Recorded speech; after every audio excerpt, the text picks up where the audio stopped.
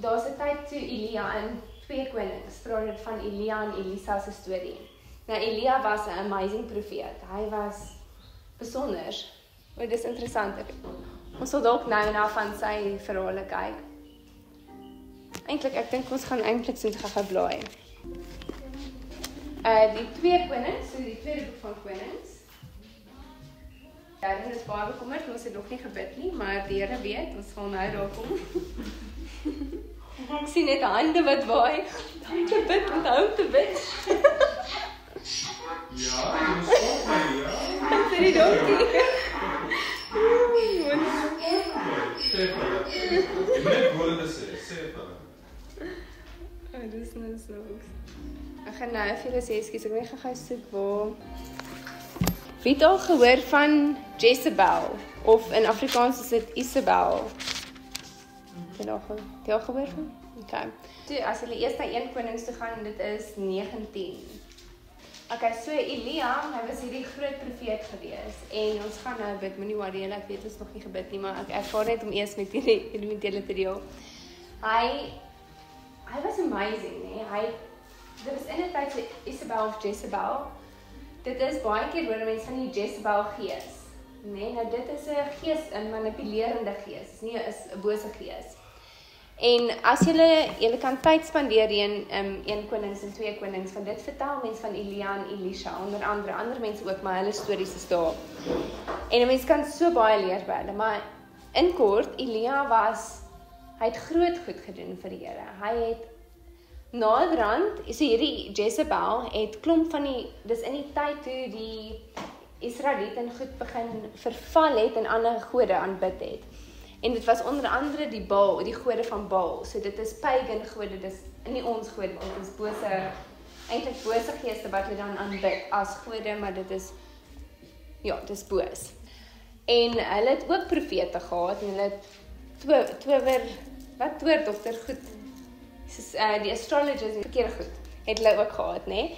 Die waarsêers en al daai tipe goed, hoekom ons so versigtig moet wees, want in die wêreld, mense hoor van die palm readers, en jy hoor van die mense met die glasballe, en die fortune tellers, en die tarot cards, en deesdae is dit so volop, jy kan exclusive books toe gaan, en dan kry jy hierdie kaarte, en ek bedoel, dis die algemene boekwinkel, en jy kry die kaarte, en dan sê dit is angel cards, of spirit cards, of sulke goed, dis alles is tarot cards, en ongelukkig in die society waar ons vandag is, dit word so bemark en so mooi geadverteer dat dit goed klink. Hulle sê jy vat jy die kaarte en dan vra jy hoe jy dit nou uitdeel, gee dan vir jou antwoorde en leiding oor wat jy moet doen.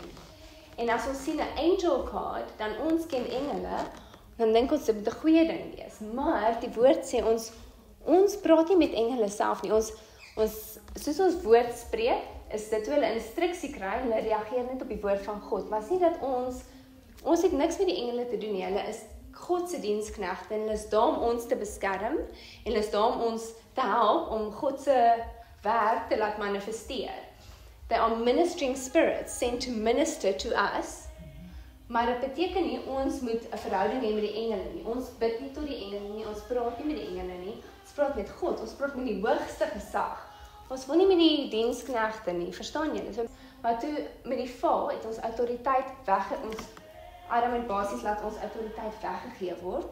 En toe, dis hoekom die autoriteit is toe basies aan Satan gegee, en dis hoekom hy die koning van die wêreld, die prins, die regeerder van hierdie wêreld is. Maar ons, wat nou weer in Christus is, dit beteken ons is weer herstel na waar ons was voor die val.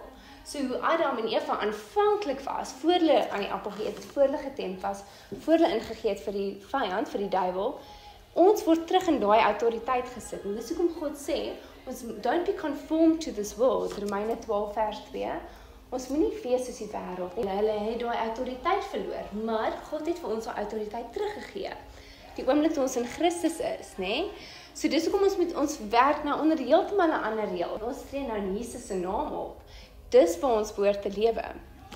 Okay, maar nou, hierdie kaarte, net hoekom ek nou weer, ek weet nie, maar ek voel net, ek moet met julle praat daaroor. So die angel cards, dis nie ons engele nie. Ons engele werk nie met kaarte nie. Hulle praat nie self met die mense. Dis nie 'n interaksie met ons tussen die engele nie. Ja, God kan engele stuur. Daar is tye wat mense al engele gesien het en hulle het boodskappe gebring namens God. Maar ons hoor ook direk van God. So is nie dat ons hoef te smeek en te hoop ons sien 'n engel nie. Ons ken God self. God praat self met ons. Ons hoor sy stem. Hy's in ons. So ons hoef nie te soek vir 'n middelman om te hoor van God af nie. Ons hoor direk van God af. En dis hoekom die Here wil hê ons moet vandag onder andere 'n tyd skep dat ons self net hoorbaar en stil raak. Maar ons gaan nou daar kom. Voordat ervaar ek moet steeds hier gaan. So net weer terugkom by die kaarte, want ek voel net ons is nog nie klaar oor dit gepraat nie.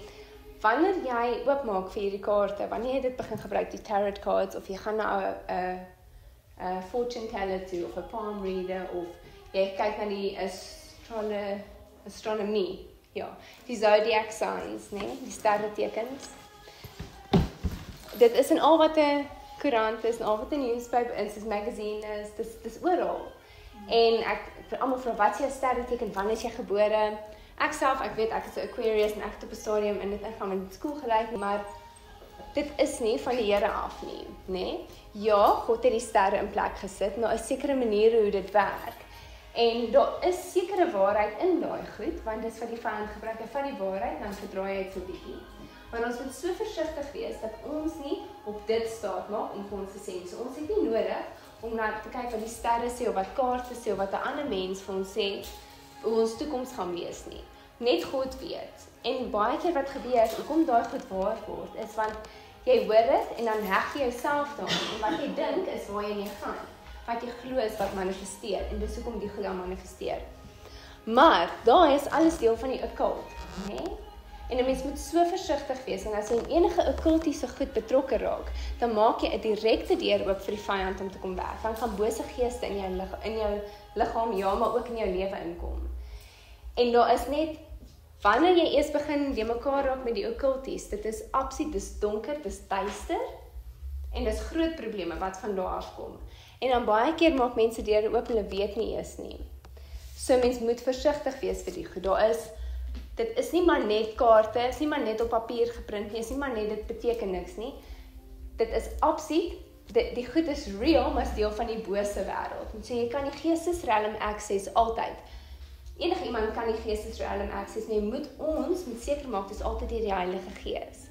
Want as jy dit deur 'n kultiese mediums of deur 'n bose gees access, dan gaan jy van die duister kant af in die geestesrealm in. En dis daar wil jy nie wees nie. Jy wil nie gaan rondspeel in die geestesrealm sonder God aan jou kant nie. Ons het autoriteit solank as wat ons in Christus lewe en hom volg en die Heilige Gees volg. So is nie iets om oor bang te wees nie, maar dit is iets om oor attent te wees. So wat hier gebeur het, soos wat ons vandag sien, die Israeliete het saam met die ander mense gelewe. En soos tipies van ons vandag, as ons is nie almal Christene nie, ek bedoel hele karakter is nog nie almal Christene nie. Die wêreld is hier so, oral waar ons gaan, is daar invloede en goed wat ons sien, wat nie van God af is nie. En ons moet so versigtig wees, soos om ons die Heilige Gees nodig het, om ons te waarsku, om vir ons oop te maak. So net soos wat hierdie goed in ons boekwinkels en in Spar en goed nou te koop word, is, net so was dit daai tyd ook, oral beskikbaar en stelselmatig deur gewoonte raak en ook deur onkunde, het die Israeliete begin betrokke raak in hierdie pagan practices. Some of them knew that it's pagan, some of them perhaps didn't know, maar hulle het betrokke geraak in dit. En naderhand het so afvallig geword, dat hulle eintlik die verkeerde gode begin aanbid het en dien het.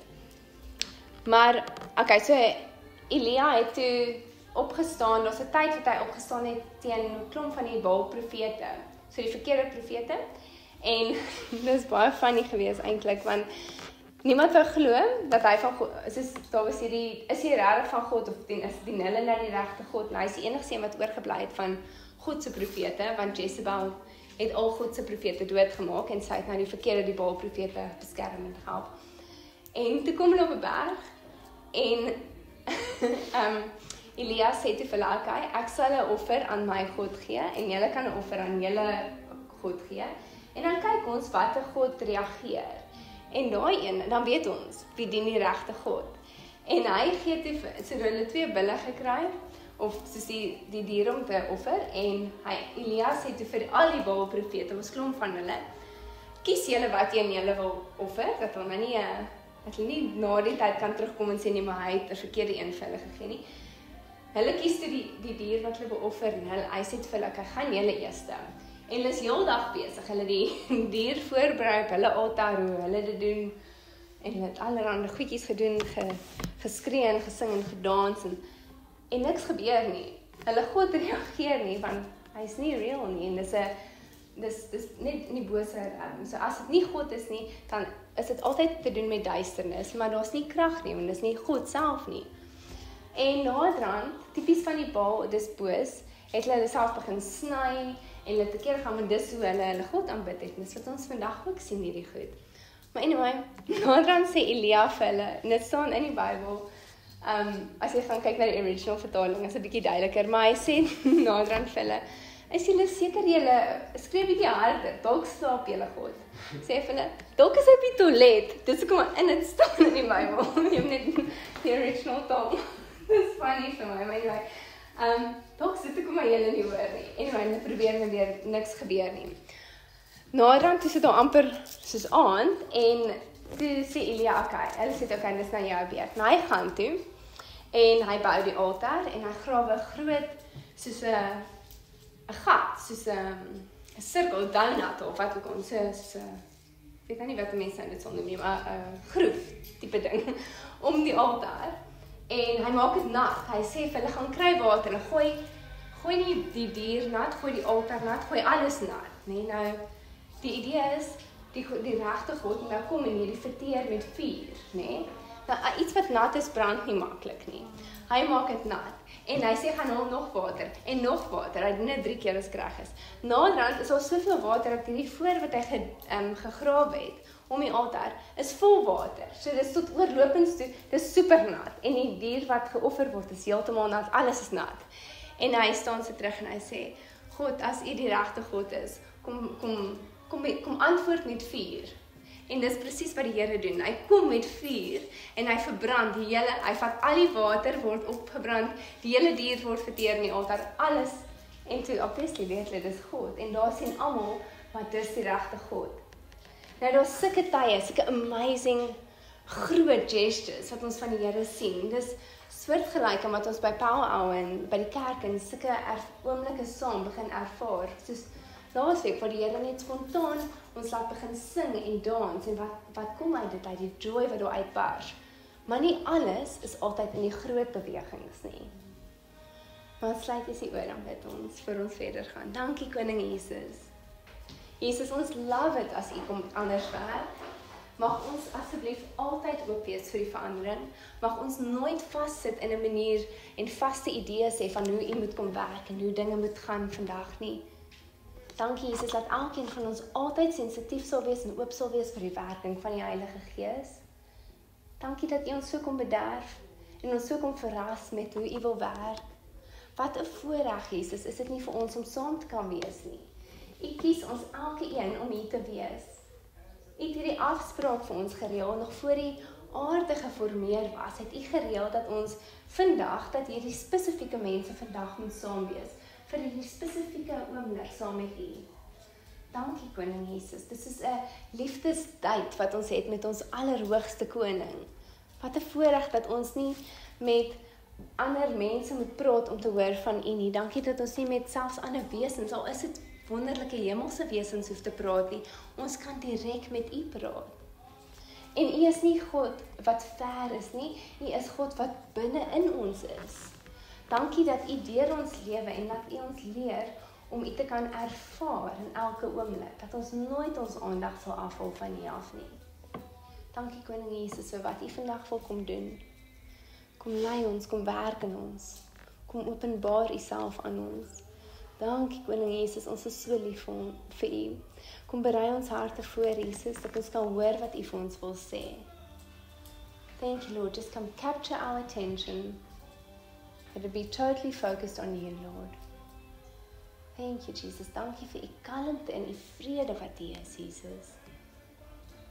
Dankie Koning Jesus. Dankie Koning Jesus. Dankie Koning Jesus. Amen. Okay, so as ons gaan na 1 Konings 19 toe. So, daar is net om vir julle te sê, ons weet, God werk groot, maar ons ook iets van die still small voice van God, en dis wat ons baie keer kan mis, as ons net so wil uitkyk vir die groot goed.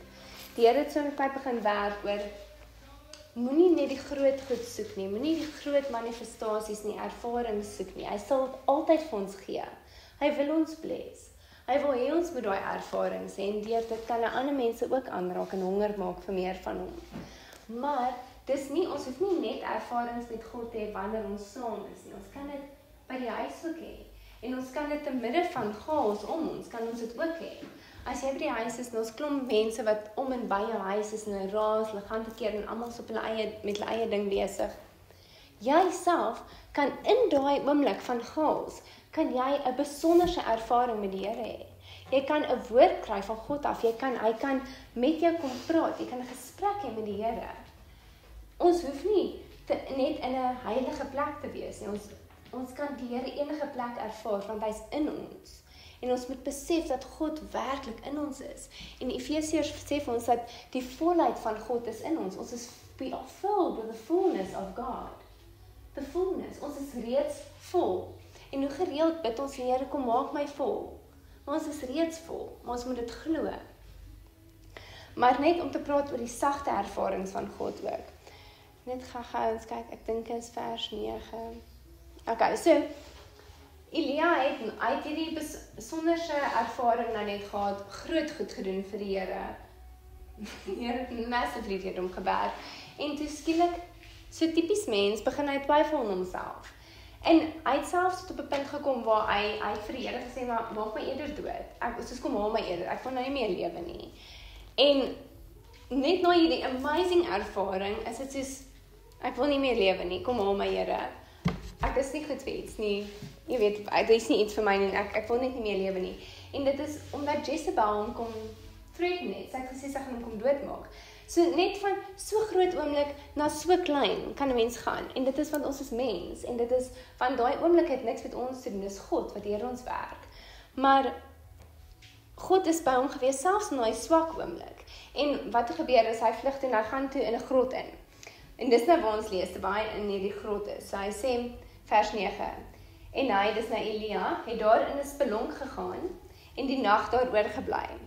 En kyk, die woord van die Here, so dis, ons weet van die vorige paar klasse terug wat ons gedoen het, die Here daar, as dit hoofletters Here is dit dieselfde soos Yahweh, soos daai wat ons nou gedoen het, van die name van God, net by mekaar sit is, so daai is eintlik Yahweh, so dit is ons God, dis Jesus, net van die Ou Testament af, al die, hoe hy gemanifesteer was, maar okay, anyway.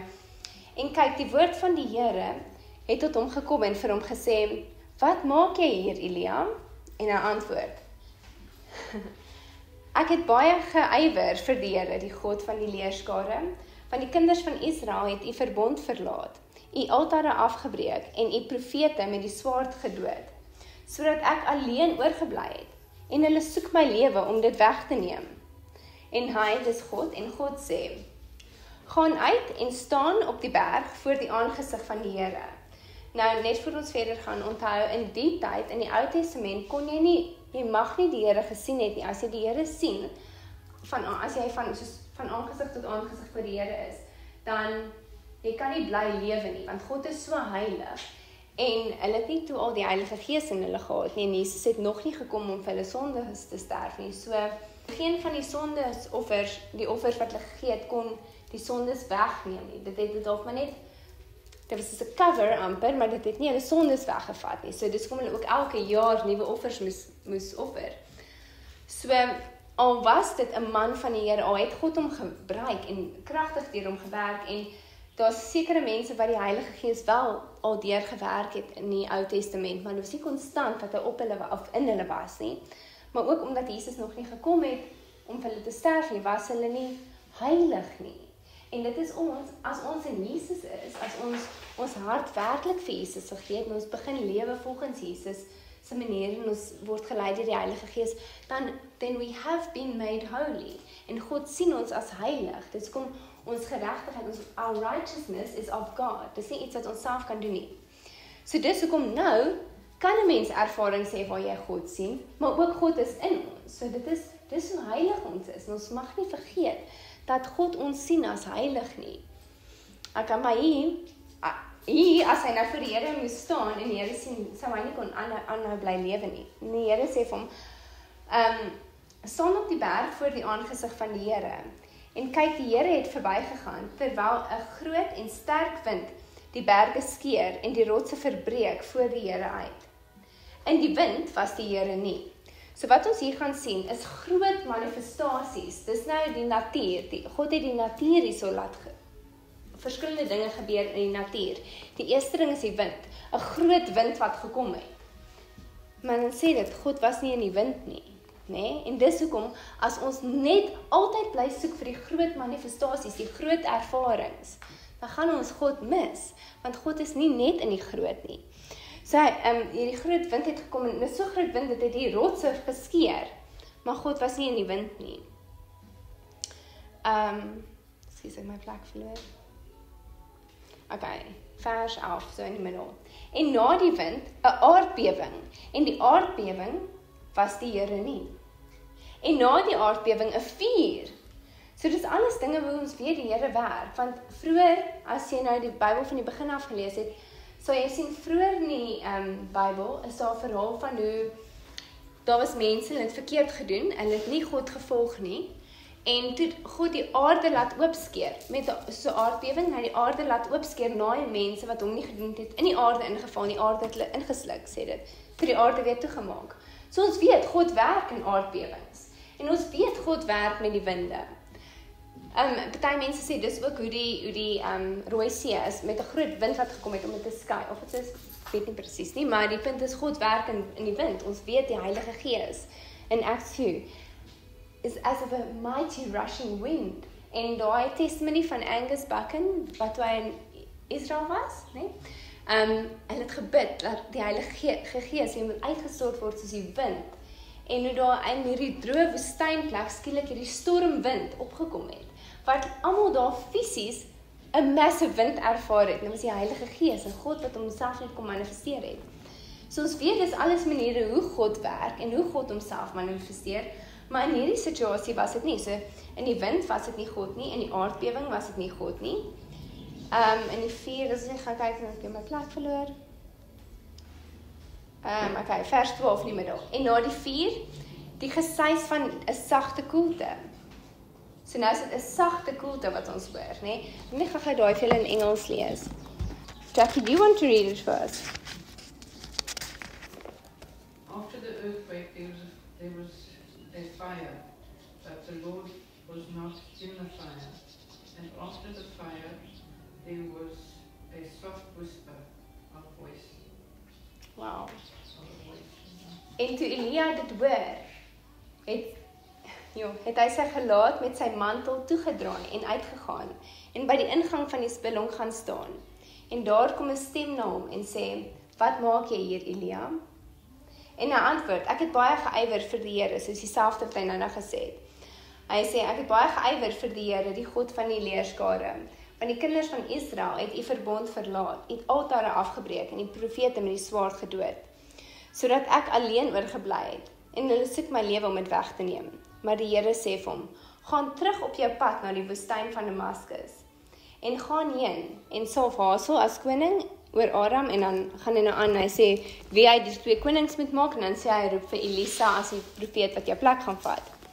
Maar die punt wat ons hierby wil uitkom, is nie, ons gaan nie nou oor die hele storie van Elia en almal ingaan nie, maar hierdie groot ding het gebeur, en dis nie waar God in was nie, en toe kom die stil, sagte briesie, en dit is waar hy God ervaar het, tot so mate dat hy sy gesig toegemaak het, want hy besef, wat dit is die heiligheid van God. En ek ervaar net, ek moet vir julle sê, om aandagtig te wees vir daai stil, cool briesie. Die briesie wat jy soms nie eens voel nie. Soos ons hier sit, is daar 'n briesie wat inkom, maar ons is so gewoond om die groot wind te voel, dat ons is dalk nie eens aandagtig van hierdie briesie nie. En dis soms hoe die Heilige Gees werk. En eintlik is dit hoe die Heilige Gees konstant werk. Hy is konstant, hy is meer the still small voice, as wat hy die mighty rushing wind is. Al twee is daar, hy werk op al twee maniere. Maar as ons net uitkyk vir die groot ervarings, dan mis ons die klein ervarings. En eintlik is dit in die klein dinge wat hy ons konstant wys. Want ons gaan nie kan reg funksioneer as ons almal heeldag lank so skit, dat ons nie eens kan loop nie, of ons almal val heeltyd om, van die aanraking van die Heilige Gees, dan gaan ons nêrens kan kom nie, en ons gaan nie met mense kan praat nie. Want dis daai sagte prompting, daai sagte leiding, en dis waarvoor ons moet attentive raak, dis waarvoor ons moet ingeskakel word, wat ons moet kan hoor, wat ons moet kan al meer en fyner optel.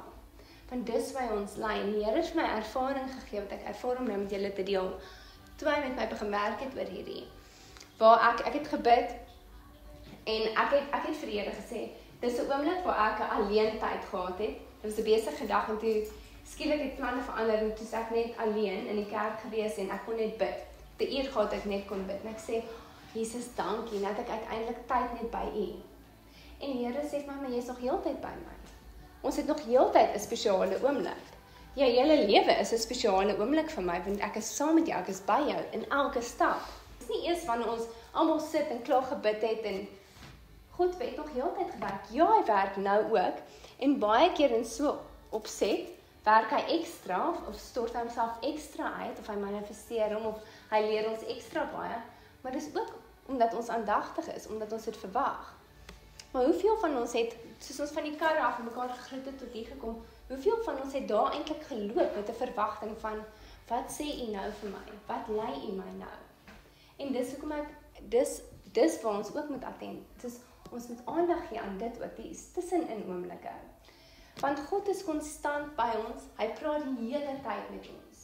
Maar ons hoor hom net nie die hele tyd, en ons is nie in tune nie, of ons verwag dit nie. En dis hoekom hierdie stilheid van die Here, die stil manier hoe hy praat, so belangrik is. Want ons mis baie leiding, net omdat ons nie oop is vir dit nie. So in daai ervaring, toe sê ek, wow Here, ek verstaan. En skielik, as jy daai besef het, dan besef jy, maar jou hele lewe is so kosbaar, en is letterlik 'n wandel met die Heilige Gees. Jy loop saam met die Here. En elke oomblik wil hy vir jou 'n aanraking gee, want hy gaan nooit weg nie. Hy wil konstant meer van hom gee. En ons kan konstant ervaar, soos ontvang van hom, konstant download, konstant daai besonderse ervarings hê. En dan gaan altyd meer wees om te kry van hom. So in die oomblik dat ek begin oorgee, en ek sê, okay Here, help my dan om meer attentief te wees, ek weet nie wat die woord is, hy sê uit my kop uit, maar om aandag te gee op U, dat ek U kan ervaar in elke oomblik. Toe begin die Heilige Gees my werk, dat ek fisies 'n briesie gevoel het. Nie 'n wind nie, dit was die sagste briesie wat ek net hier om my hande gevoel het. Maar onmiddellik in my geesmens het ek geweet dis die Heilige Gees, en hy leer my nou iets. Toe sê ek, okay Here, lei my. Toe het ek begin voel in hierdie ervaring, en dis nie, gaan nie vir almal so wees nie, dis net 'n ervaring wat ek gehad het, kan vir jou ook wees, maar dis net 'n ervaring wat die Here vir my gegee het, om my iets te leer, en wat ek met julle moet deel. Maar ek het letterlik my oë toe gemaak, want ek het net vir my ervaar, dis so sagte leiding, dat as my oë oop was daar te veel net om in te neem, dat ek dit mis. So ek wou net fokus op die Heilige Gees, die sagte briesie, wat ek letterlik gevoel het. En ek het gevoel hoe die Here net, dis asof ek op my hand, maar dis selfs om net so saggies te vat, is te hard. Dit was so saggies, jy kon dit so maklik mis, né? Wat ek gevoel, dit het voel of die Heilige Gees my hand vat. Maar so gentle, dat jy dit so maklik kan mis, en hy begin my lei. Wat dit was eintlik voor 'n power hour, wat ons gebid het, maar ek was toe in die kerk alleen, en op daai stadium, en wat die Here my gelei het, is om vir die stoele te gaan bid, vir spesifieke dames, né? En ek gaan nou by die volle storie van daai kom, maar ek het nie geweet dis wat ek gaan doen nie, hy het my net begin lei, en ek het voel hy my hand vat, en dit was, soos ek na daai kant toe moes loop, was dit die hand gewees, en dit so saggies voel, maar my oë was toe, en ek het begin loop, en die oomblik wat ek my oë oopgemaak het, want ek wil kyk, want ek nie in 'n stoel vasloop nie, dan die leiding gestop. Daar vra ek, maar hoekom het dit gestop? Toe, wat opkom is, jy trust my nie. Ek is bang dat ek in 'n stoel vasloop. Hoekom? Want ek glo nie dat die Heilige Gees my gaan lei dat ek nie in die stoel vasloop. 'n Klein ding. En ek sê nie ons moet nou met ons oop toe loop deur die lewe nie. Ek sê net, maak seker jy trust die Heilige Gees totaal en al. Meer as wat jy jouself en jou eie oë trust. En in die oomblik is dit, so maak ek my oë toe, sê ek, okay, Heilige Gees, ek is jammer, ek maak my oë toe, ek volg u leiding. Die Heilige Gees het my gelei en ek het elke nou en dan ek my oë oopgemaak, want ek leer nog en maar dit het al beter geraak, maar wat ek vir julle wil sê is, dit was tree en tree, elke tree lei my, gaan verder, dan lei my stop, dan lei my bid eers verder by die stoel, en ek het nie geweet wat ek bid, was net tale, want ek het nie geweet wat in die oomblik aangaan nie. Ek kon nie self met my eie verstand bid, en ek weet nie wat 'n vrou by wat 'n stoel gaan sit nie. En dan lei my weer bietjie verder, en die oomblik as ek dan begin dink, okay, ek verstaan nou wat ons doen, die Heilige Gees wil seker hê ek moet deur hierdie ry loop en vir die stoele bid.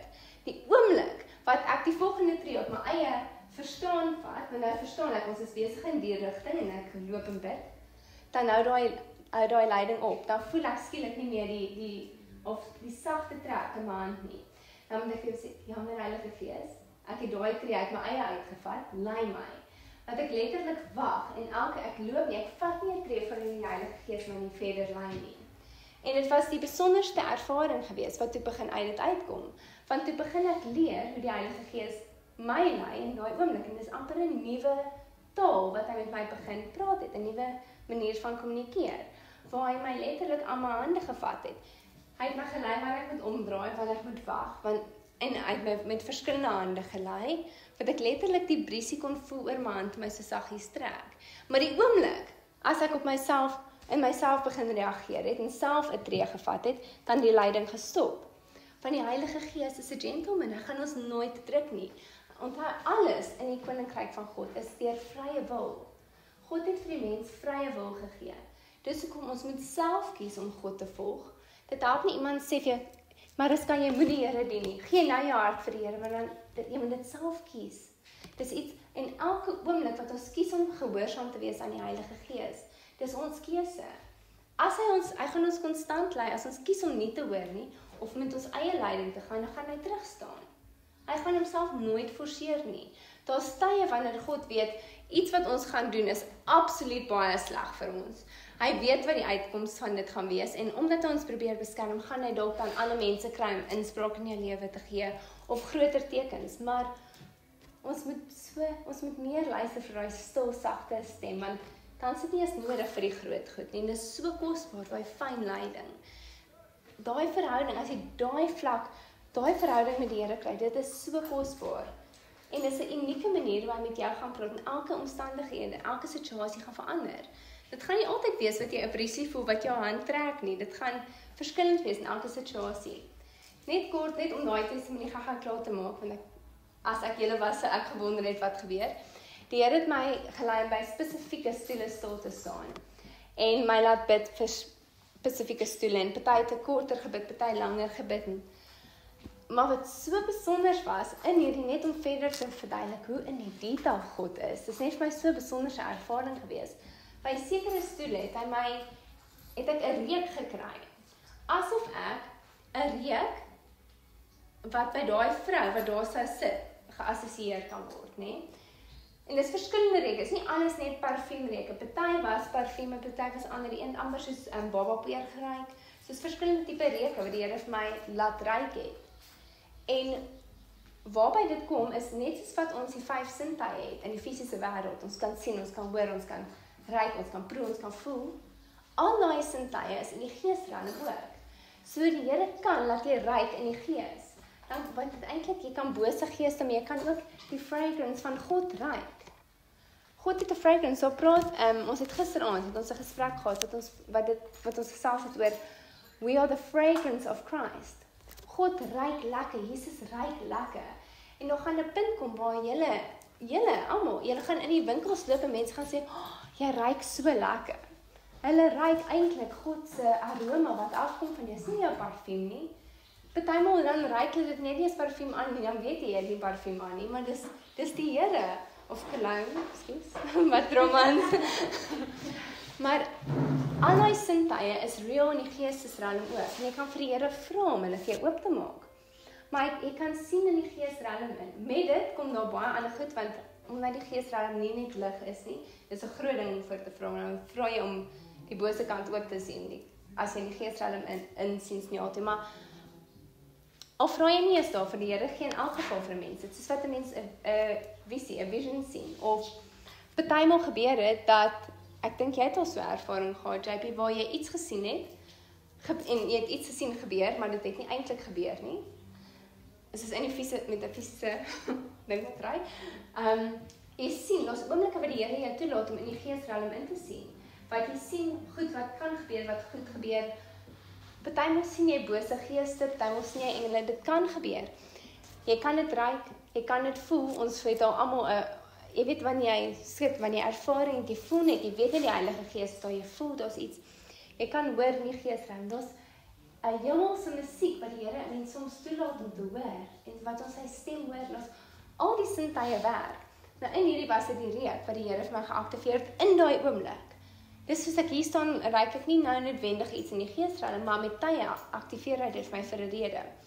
Hoekom die Here my daai verskillende reuke laat ruik het, is om vir my te wys dat hy toe al gebeur en dit was omtrent 9:00 die oggend en power hour begin nie 3:00 se kant die middag.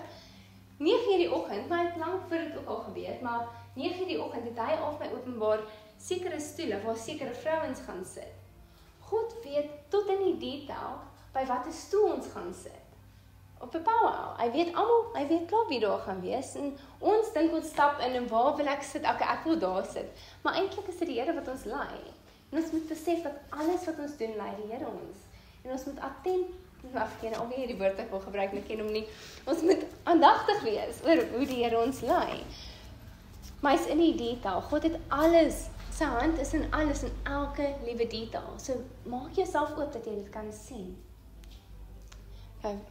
Ek weet nie of ek nou die ander skrif gaan deel of nie, ons sal sien of die Here daar lei. Maar vir nou, ek wil net hê, Darren gaan vir ons musiek aansit. En wat ons eers gaan doen is, ons gaan net plek skep, tyd skep, om onsself op te maak vir die Here. En ons gaan wag op die Here. Going to wait on the Lord. En moenie, ek wil vra dat julle nie in dit ingaan met 'n verwagting van hoe die Heilige Gees julle moet aanraak nie. Moenie kom met 'n verwagting van, ek moet druk, ek moet bewe, ek moet huil, ek moet lag of moenie iets verwag. Kom in en net 'n verwagting dat God kom werk, maar moenie 'n verwagting hê van hoe hy gaan werk nie. Want dan stop 'n mens om dan blokke mense dit. En van ek ervaar so sterk die Heilige Gees wil hê ons moet leer om hom in die stilte, daai fyn briesie, die sagte stem. En jy kan dit so maklik mis. Maar daai as jy dit eers ervaar, dis amper nog meer besonder as die groot ervarings wat almal kan sien. So raak stil en wag net op die Here en al voel dit vir jou of niks gebeur nie, hou net jou aandag op God. En jy kan net stil sit en net jou aandag op God sit. Jy kan as jy wil, gaan soos die Heilige Gees jou lei, dalk begin 'n prentjie van die troonkamer vir jou opkom en jy imagine God op die troon. Dalk imagine Jesus wat voor jou staan. Dis nie net wat ook al gaan opkom, moenie dit probeer forceer nie. Want dit is hoe die Heilige Gees vir iets wil gee en dis nie net aan jou imagination. As die Heilige Gees dit vir jou gee, dan is dit daar's 'n rede hoekom hy Jesus is hier, hy's fisies hier, maar hy's ook in ons, nê? So as daai geleenthede kom waar skielik as jy weer sien, dan is dit asof jy ervaar of Jesus hier voor jou staan. En nou as jy oor toe nie, maar jy ervaar net Jesus staan voor jou. Dis nie noodwendig net dat jy dit imagine nie, want dit het al, dan kom jy vra op, maar het ek dit dan maar net imagine, het ek dit opgemaak. Daai is ervarings wat God vir jou gee, hy werk met jou in dit. En dis nie altyd vir jou om te deel met ander of nie, en elke ervaring moet jy eers altyd ook by die Here hoor, of moet jy dit deel, vir dit deel. Maar hy net 'n oomblik raak stil, en dalk praat God met jou, dalk gee hy vir jou 'n woord, dalk nie, dalk kom werk hy net saggies in jou geesmens om jou vol te maak. En dis waar ons geesmens is konstant in kommunikasie met God, en dis waar ons vol maak. Dit is lank ons geesmens al weet wat om te doen. Ons vleesmens sal opcatch. Ons geesmens sal ons vleesmens laat weet wat om te doen, maar vat 'n oomblik, maak jy oortoe as jy wil, En die oë is toe net letterlik om die ekstra goed uit te skakel, dat ons nie gedistract word, want dis nou die stilheid, jy wil die stil, small voice van die Here ervaar, die cool briesie. Dankie Koning Jesus. Dankie Abba Vader, U het gesê ons moet die plek skep, die tyd skep, dat U kan kom werk. Dankie dat U ons leer hoe in die stilte te ontmoet. Lord, just lead us into your presence. Make us aware of your presence that is already in and around us. Lord, teach us to turn our attention inward to you, Lord. You are already in us, flowing through us. Die heilige bloed van Jesus vloei deur jou are. Jesus woon binne in jou. You are bones of his bones and flesh of his flesh. Ervaar weer julle liggaam aan God behoort. Dis nie jou eie lewe in jou nie. Die woord sê, jou lewe is weggesteek in Christus. Die woord sê, dis nie meer jy wat lewe nie, maar dit is God wat nou lewe in jou en deur jou. Just surrender to the Lord. Lord, thank you that you fine-tune our ears to your still small voice. Let the deep within us cry out to the deep within you, Lord. Help ons om te ervaar, U binne in ons, nie buite ons nie buite ervaring, maar die diep binneste ervaring. And Lord, I ask that every preconceived idee van hoe U moet verskyn, hoe ons U moet ervaar, dat dit afgebreek sal word, so U kan wees in die wêreld. Dankie Koning Jesus.